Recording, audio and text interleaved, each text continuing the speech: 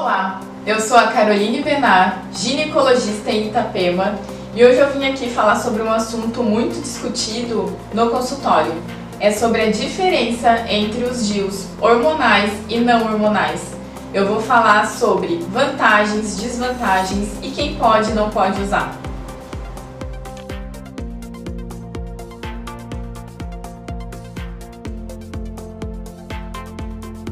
Vamos às diferenças entre os DIUs. Temos os DIUs hormonais e os não hormonais.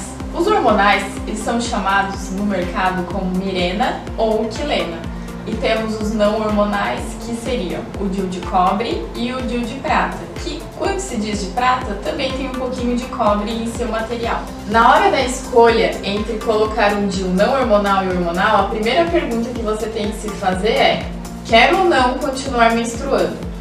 O único DIU que consegue fazer com que você não menstrue ou diminua bastante seu fluxo e nisso diminuindo cólica são os DIUs hormonais, que no mercado, como eu disse anteriormente, é o Quilena e o Mirena. Então ele tem a capacidade de reduzir fluxo e em algumas mulheres elas entram em amenorreia, que muitos dizem que é o sonho de toda mulher.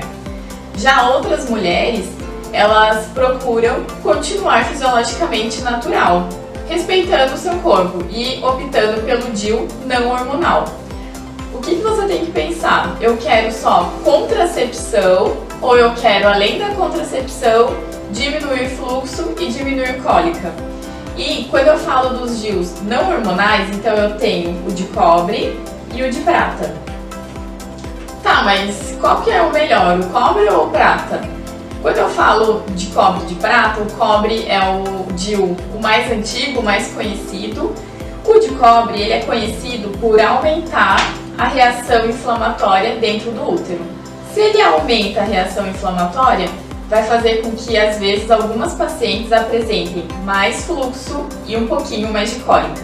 Então, se você já está no grupo das mulheres que já tem muito sangramento e cólica, eu acho que não é interessante optar pelo DIU de cobre.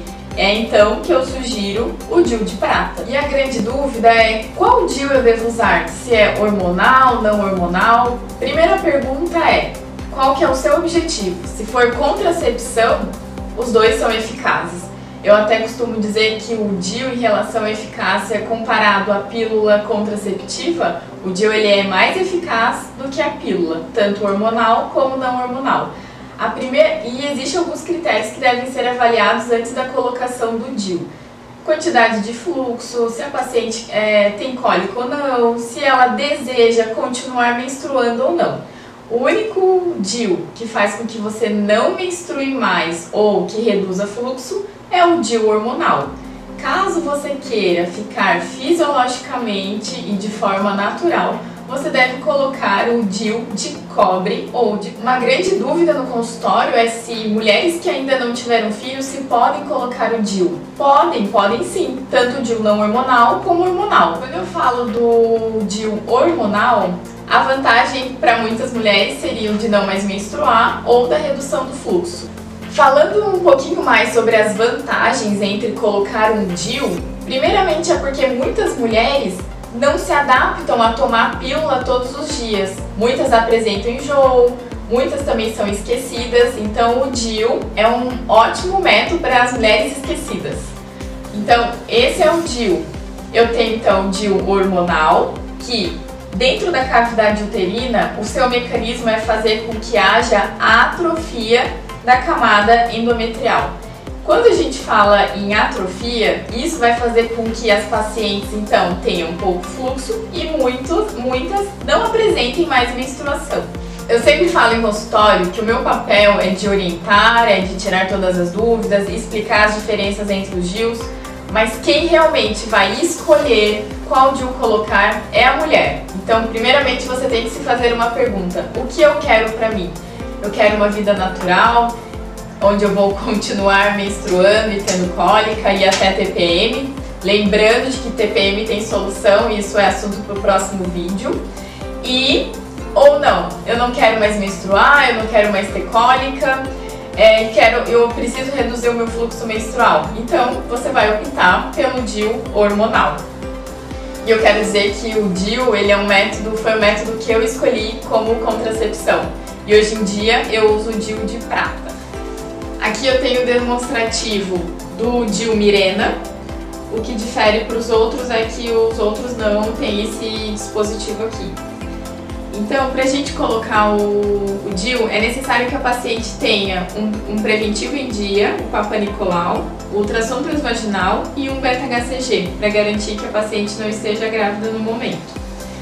Então, a colocação, ela pode ser, como eu disse, tanto no consultório como no centro cirúrgico. No centro cirúrgico é caso a gente não consiga colocar no consultório, isso vai depender de paciente para paciente, e muitas pacientes, elas não querem sentir nenhum tipo de desconforto, então essas optam por colocar no centro cirúrgico, que é onde ela vai receber sedação.